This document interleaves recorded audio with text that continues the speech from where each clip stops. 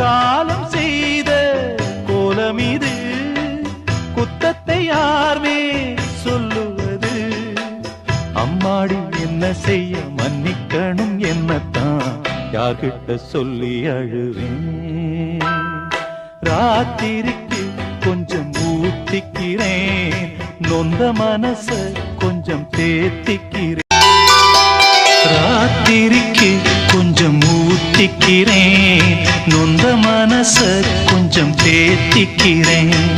ராத்திரிக்கு கொஞ்சம் ஊத்திக்கிறேன், நொந்த மனச. கண்டுட்டு போன பின்பு தெய்வத்தை அறிஞ்சே எட்டத்தில் நின்னு துதிச்சேன், ஏங்கி நெஞ்சு கொதிச்சேன்.